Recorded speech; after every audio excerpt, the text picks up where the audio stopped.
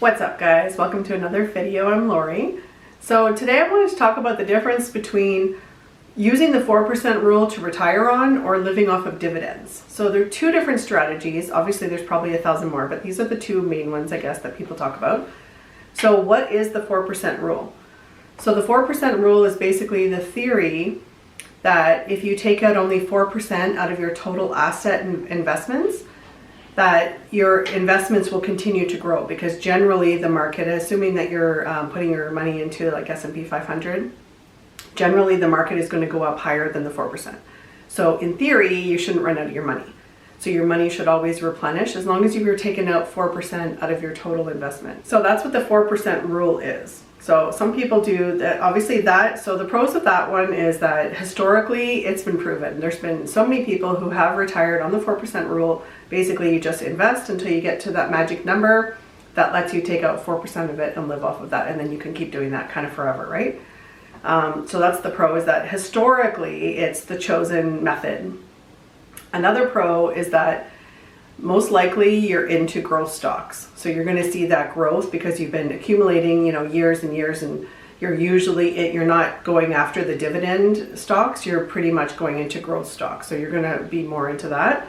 So you might potentially be more diversified in all your stock portfolio. So that's, again, assuming what you're putting into it, but usually the 4% rule focuses on growth stocks. So the cons of the 4% rule is that whenever you are retired and you want that income to live off of, you have to share your stocks or your shares. So you have to sell it in order to get the money to live off of, right? So you don't have that potential growth to keep going. You kind of have to sell them. That's kind of one of the cons. And with that con is that even if it's a low market, you have to take the money out. So you need money to live.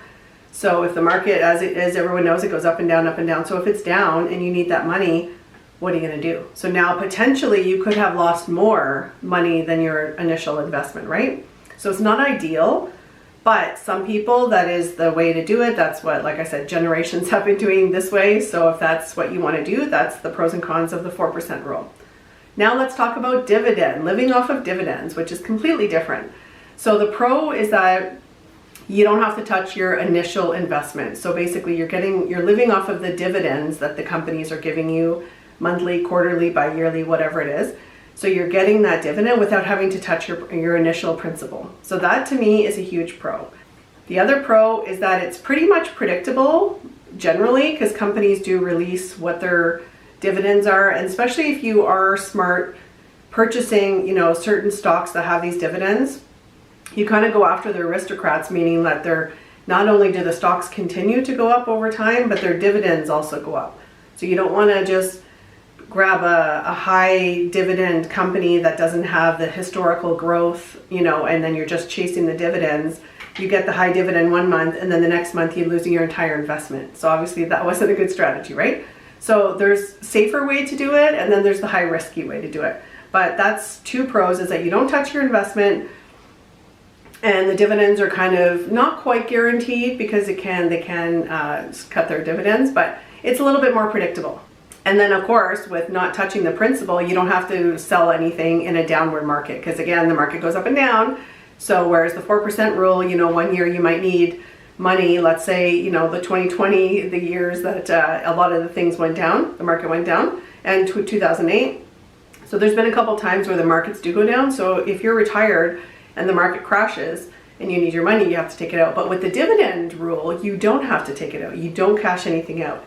Your dividends might go down because companies do cut it, but you don't have to touch your principal. So that's the theory. That's one of the pros. So the cons of living off of the dividends is what I just mentioned, is that companies, the dividends are not guaranteed. Companies can cut the dividends. So that's why it's really smart. You have to really choose good companies that historically don't cut their dividends. And also, like I said, it keeps continually going up, not just flat, because obviously inflation goes up. So you want a company that's going to continually grow their dividends as well as grow their stock. Another con of the dividend, living off of dividends, is that generally maybe your portfolio is not as diversified as someone who's in the 4% rule, which is more growth oriented. So that's, you really, if you are planning to live off dividends, you really have to make sure that you do have some growth stocks in there and you're not just chasing dividends. So not every single stock has to give dividends. So you want to be able to have some growth stocks as well so that you are more diversified. Okay, so basically to summarize, so the 4% rule, the focus mostly is on growth. That's the thing, is they want to grow their market or grow their investment. That's the main goal. Whereas dividends, that's not necessarily the goal. The goal is to have an income for life, like a paycheck for life. So that's the two different ways. So you have to figure out whenever you are planning to retire, which is your strategy, what works best for you with your investments and your plans.